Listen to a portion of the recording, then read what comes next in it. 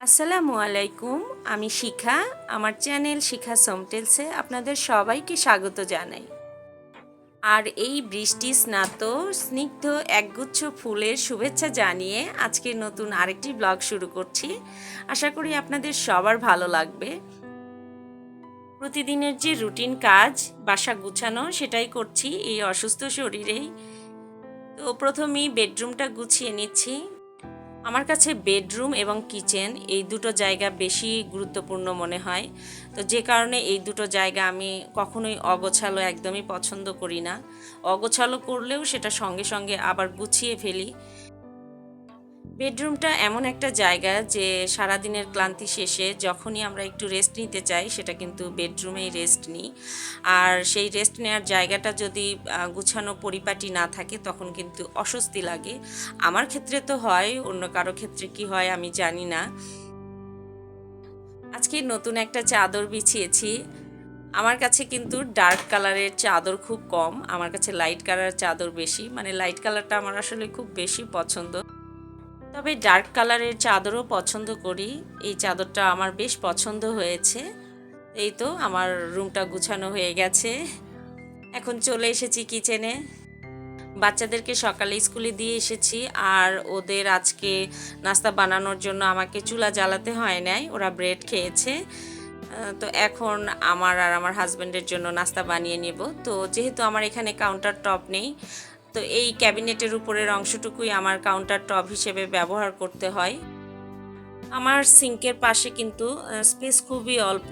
তো কিছু জিনিসপত্র আগেই ক্লিন করে রেখেছিলাম, এগুলো মোটামুটি শুকিয়ে গেছে। তো ক্যাবিনেটের উপর রেখেছিলাম আর বাকি যে জিনিসপত্র সেগুলো ক্লিন করে সিঙ্কের ওখানে রেখেছি। তো এগুলো যদি আমি গুছিয়ে না নিই তাহলে তো খাবার বানাতে সমস্যা হবে। তো এগুলো গুছিয়ে নিয়ে এখানেই খাবার রেডি করব। আমার কিচেনটা এত ছোট যে এখানে যদি আমি সব কিছু সময় মতো গুছিয়ে না রাখি তাহলে অন্য কোনো কাজ করতে এসে ঝামেলা লেগে যায়। তখন আমার না গুছানো পর্যন্ত আমি কোনো কাজ করতে পারি না। যে কারণে বাধ্য হয়ে আমি কিচেনটাকে সব সময় গুছিয়ে রাখি। এগুলো গুছিয়ে এই জায়গাটা যদি আমি এখন ফাঁকা না করি তাহলে কিন্তু আমার নাস্তা বানাতে প্রবলেম হবে। কারণ আমার চুলার পাশে কোনো স্পেস নেই যে সেখানে আমি একটা কিছু রাখবো। আমার চুলার যে তাকটা ওখানে এত সরু, মানে চওড়ায় এত কম যে আমার চুলা যদি 1 ইঞ্চি এদিকে নড়ে আসে কোনো কারণে তাহলে কিন্তু আমার চুলা পড়ে যাবে।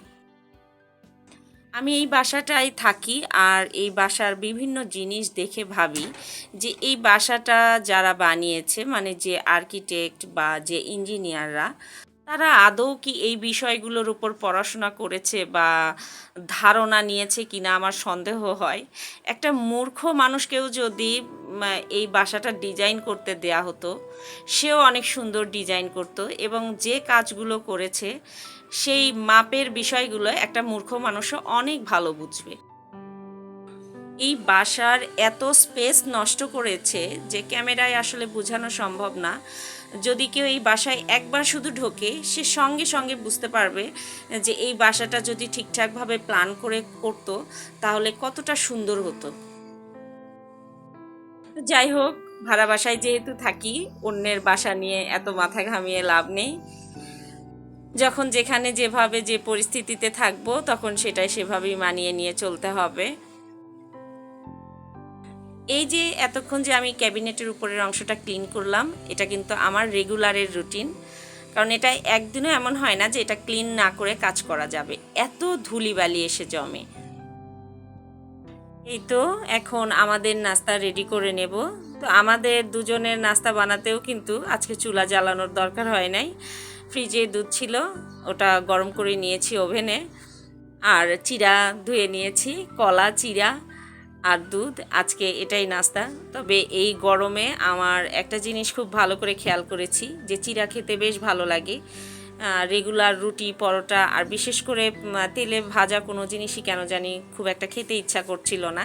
যেদিনই চিড়া দিয়ে কিছু করেছি সেদিনের নাস্তাটা করে অনেক স্বস্তি পেয়েছি।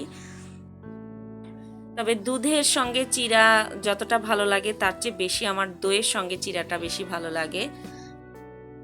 আমার হাজব্যান্ড অবশ্য চিড়া দই খুব পছন্দ করে, তবে উনি একদম মিষ্টি যে দই সেটার সঙ্গে চিড়া খেতে পছন্দ করে। তো আমি আবার ওই মিষ্টি দইটা আমার অত ভালো লাগে না। বগুড়ার দই তো বিখ্যাত, কিন্তু সেই বিখ্যাত দইয়েরও মিষ্টি দইটা আমি খুব একটা বেশি পছন্দ করি না। আসলে আমার মিষ্টি জাতীয় জিনিসের প্রতি আগ্রহটা একটু কম। তো আমার কাছে মিষ্টি ভালো না লাগলেও একদম যে টক দই সেটাও আবার খুব বেশি ভালো লাগে না। টক অল্প অল্প মিষ্টি এই টাইপের যে দইটা আমি সেটা বেশি পছন্দ করি। আমার ফ্যামিলিতে কিন্তু সবাই মিষ্টি খুব পছন্দ করে, একমাত্র আমি এরকম যে মিষ্টিটা একবারেই অপছন্দের তালিকায় ধরতে পারেন। তো এখন একটু একটু খাই। আমার দাদু নাকি এরকম ছিল। আমার দাদুকে দেখিনি, আমার দাদু মারা যাবার অনেক পরে আমার জন্ম।